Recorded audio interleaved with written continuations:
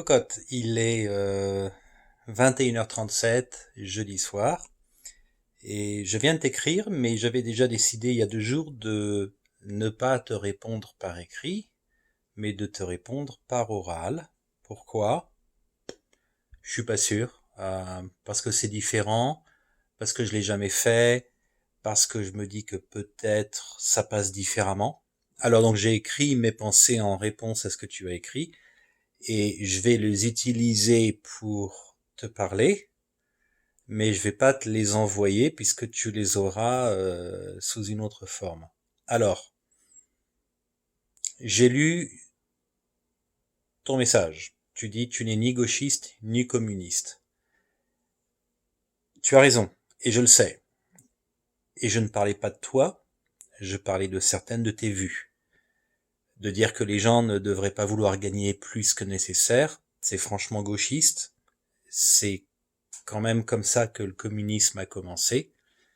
À dire qu'on devrait tous collectivement euh, gagner plus ou moins autant et se contenter de moins que ce qu'on a, c'est pareil. C'est extrêmement radical, c'est extrêmement extrême, et c'est totalement futile, comme de dire qu'il ne devrait plus y avoir de mauvais temps. C'est ignorer la nature humaine dans ce qu'elle a de plus divin, en fait. Et on pourra en parler, je pourrais t'expliquer ce que je veux dire. Mais je t'ai pas traité de gauchiste, je sais très bien comment tu vis, je sais ce que tu as traversé, je sais ce que tu penses sur d'autres plans, tu en as beaucoup parlé, donc je pense pas du tout que tu es une gauchiste, mais ces propos, ces pensées étaient, franchement, mais j'ai rien dit d'autre. Euh, Fillon, non. Fillon, bien sûr, c'est pas super gauchiste, mais j'ai jamais dit que tes intentions de vote étaient super gauchistes. Donc, faut surtout pas prendre ce que j'ai dit sur quelque chose de très spécifique et une conversation qu'on a eue, et puis l'étendre à comme si c'était euh, un commentaire que je fais à propos de ta personne en général. C'est pas du tout le cas, et ce serait traiter mon propos injustement. Comme il serait injuste que je te caractérise comme une gauchiste. Euh, Tu parles de... Tu passes pas ton temps à te plaindre, tu n'es ni débile ni aveugle, et j'ai certainement pas dit ça. Et tu dis que l'Occident va mieux que les autres, et comme je te l'ai écrit précédemment, on peut faire mieux, c'est certain. Je suis pas en désaccord, et ça me rassure que tu sois d'accord qu'il n'y a pas mieux que l'Occident, que la démocratie, que la liberté dans le monde. Il n'y a pas mieux. Euh, mais tu avais clairement évoqué au téléphone, j'étais assis sur le canapé là, en regardant le championnat de Belgique de cyclocross, et tu avais clairement dit qu'il y avait d'autres cultures que la nôtre, qui, elles, savent mieux s'occuper de leurs vieux. Je l'ai pas inventé, c'est ce que tu me disais, j'ai pas sollicité l'information, c'est toi qui me l'as donné volontairement, et je t'ai demandé plusieurs fois, mais quelle société? Tu n'as pas su répondre, mais c'est ce que tu disais, c'est l'information que tu me faisais passer. Euh, Comment on traite les vieux, les cures, toutes ces choses-là, certes, euh, tu as raison dans une certaine mesure. Mais là, tu me parles d'Aurore, et je tiens à en parler un petit peu. On a exposé Aurore dès son plus jeune âge à des adultes, notamment des personnes âgées, dès Victoria, puis dès qu'on est arrivé ici. Tous nos voisins sont plus âgés, et on a beaucoup exposé Aurore à des adultes, en fait moins qu'à des enfants, parce qu'on voulait. Et notamment des adultes plutôt âgés. Nos voisins, depuis qu'on est arrivé, ils ont pris 9 ans. Ils étaient déjà un peu âgés. Maintenant, ils sont vraiment vieux. Il y en a qui marchent avec peine. Il y en a qui perdent un petit peu la boule. Et on cherche certainement pas à les cacher. On les voit de temps en temps. Elle est avec eux. On traverse la rue. On se dit bonjour. On cherche pas à cacher de quoi que ce soit. Mais dans le cas de Maurice, c'était juste il y a quelques mois. C'était juste quelques mois après le décès de la grand-mère d'Aurore. Elle a vu sa grand-mère s'amenuiser, elle a vu perdre ses cheveux, perdre sa force, perdre son entrain, sa joie de vivre, son équilibre. Elle a vu les multiples injections d'insuline et d'autres choses. Elle a vu les hématomes, elle a vu la dégradation physique, la peau, les yeux, toutes ces choses qui changent. Elle en a vu pas mal pour son âge. Euh, et, euh, et donc, moi, je l'ai protégée juste pendant les quelques derniers jours quand Oli est parti là-bas, parce que c'était trop, c'était pas nécessaire, il n'y avait pas besoin d'en voir plus à son âge. Même Oli n'a toujours pas récupéré d'avoir été présente pendant sa dernière semaine, donc je suis bien content que Aurore l'ait pas vue.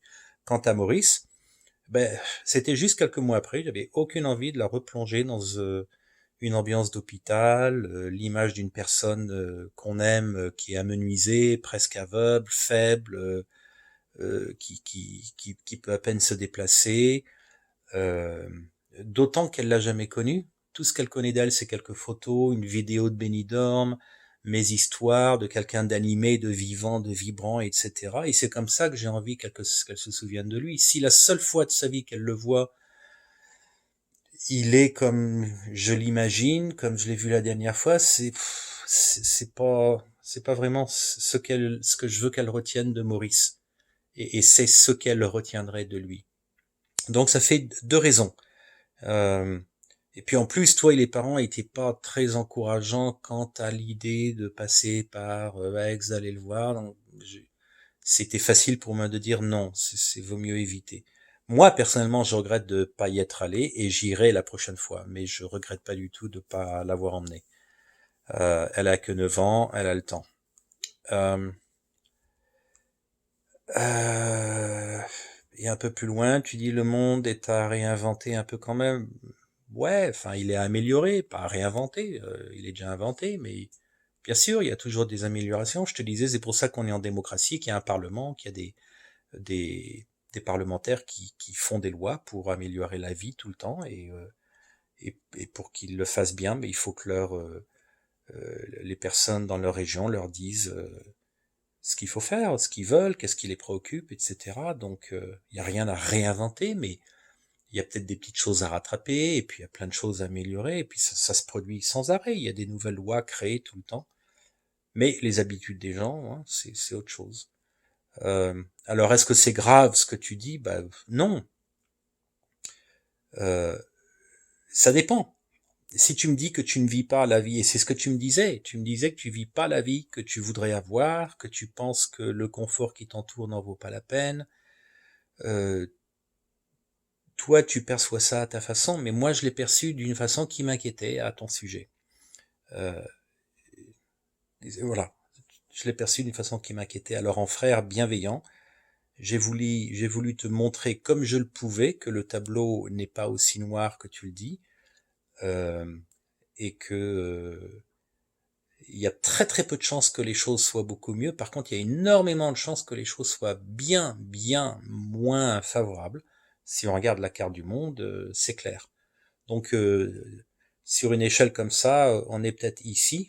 Avec des efforts, on peut se rapprocher un peu d'une société encore meilleure, mais par contre, la dégringolade, la probabilité de dégringolade est beaucoup plus importante. Il y a beaucoup plus de place en bas qu'en haut, ça c'est certain. C'est la société occidentale est la meilleure de loin, et tu le reconnais, et c'est irréfutable. Il y a pas photo, quoi, dans quasiment aucun domaine, il y a pas photo. Donc, si tes propos avaient pour toi moins d'importance, de gravité que pour moi, je le comprends. Moi, je l'ai perçu d'une certaine façon. Bah, t'es ma sœur. Tu me dis des choses, ça me chiffonne. Voilà. Je pouvais pas savoir. Tu dois en convenir. Si c'était pas aussi important pour toi que je ne l'ai perçu, je pouvais pas le savoir. Sauf si tu me le dis. Moi, j'entends, entre guillemets, sœur en détresse, dont j'utilise le mot détresse à dessein. Je sais que c'est pas le bon mot, mais c'est pour renforcer mon illustration. J'entends sœur en détresse, donc j'utilise mes ressources pour agir, pour essayer de te sortir de ta détresse. Donc pour résumer, à mon avis, ce qui t'a contrarié peut-être, c'est que c'est pas tant le contenu ou le fond de ce que je t'ai écrit, c'est plutôt la forme, la manière. Ma présentation, mon argumentaire direct que je t'ai imposé, que tu n'as pas demandé, tu n'as pas cherché ça, tu n'étais pas en détresse, ma réaction était beaucoup trop forte, elle n'était pas proportionnelle, elle était intrusive, euh, j'étais dans mon mode de fonctionnement professionnel parce que je voulais, entre guillemets encore, sauver ma sœur d'une mélancolie, d'un malaise, d'un état de regret par rapport à sa propre vie, parce que tu as dit ça, et à la société dans laquelle tu ne te retrouves pas. Donc j'étais en mode, bon ben allez, faut faire quelque chose là. Mais je reconnais, je sais que tu n'avais pas besoin d'être sauvé, tu sais traverser la route toute seule. Et moi, je t'ai vu sur le bord du trottoir, et puis je me suis dit, oh là là, voilà, c'est tout. Donc, je suis désolé d'avoir été si direct et puissant dans mon exposé, mais c'était, il n'y avait pas une mauvaise intention à l'origine. Et puis aussi, remontant un petit peu plus loin, enfin, à un autre email, quand j'ai parlé d'Oli et de sa nature rationnelle et du rapport qu'on entretient de ce point de vue-là, son esprit critique, euh, la manière dont on échange avec des arguments documentés, étayés, etc. C'était pas du tout dans le sens d'une comparaison avec toi. C'était pas du tout. C'était pour t'expliquer que ma tournure d'esprit est comme ça. Elle est de cette façon. La manière dont on parle avec Oli, s'il y en a un qui dit quelque chose, il y a quelque chose qui me chiffonne et tout, l'autre va chercher des arguments rationnels, analyser la situation, faire des recherches, trouver des explications, etc. Et puis on va raisonner de cette façon-là, et c'est comme ça qu'on aime fonctionner. Euh, donc ma tournure d'esprit est différente parce qu'elle est conditionnée par la relation dans laquelle je suis, que j'apprécie beaucoup. Depuis 2007, euh, on débat, on essaie de se convaincre, on se documente, on aime cette façon analytique et critique d'observer ce qui se passe autour de nous, dans le monde, sa famille, des gens ici, la presse, les politiques, toutes ces choses-là. Mais ça forme nos esprits, et en même temps, on oublie que tout le monde n'a pas forcément envie d'entrer dans ce genre, dans cette forme de débat, euh, et de voir les choses comme ça. Donc ça peut donner l'impression d'être sans cœur et abrupt, alors qu'en fait, pour moi, c'est mon mode de fonctionnement normal. En plus, je t'ai dit, je travaille avec des ingénieurs, des scientifiques, donc je suis complètement formé à ça. Sans avoir beaucoup de connaissances dans aucun domaine, j'ai toujours un raisonnement le plus cartésien possible, je décortique les choses, je les analyse et puis voilà. Donc c'est comme quand il y a quelques années, j'ai commencé à dire à papa, tu devrais acheter une voiture avec une boîte automatique parce que tu sais, t'as mal à l'épaule, peut-être qu'un jour tu vas avoir une opération. Les hanches, machin. Maman, elle conduit plus, peut-être qu'elle pourrait conduire. Donc c'est mon analyse logique, rationnelle, etc. Sauf que lui, je lui ai pas fait un grand exposé. J'aurais pu faire comme avec toi, lui envoyer plein de points, etc. Euh, mais je sais à l'avance, lui, il le supporterait pas du tout. Il a ce respect de ma part qui ne me permet pas de trop le titiller parce que je sais ça va le foutre en boule, et puis après il va se ronger les sangs, il va être malheureux et tout. Mais toi, c'est pas pareil. Toi, je pense que je peux te bousculer un peu.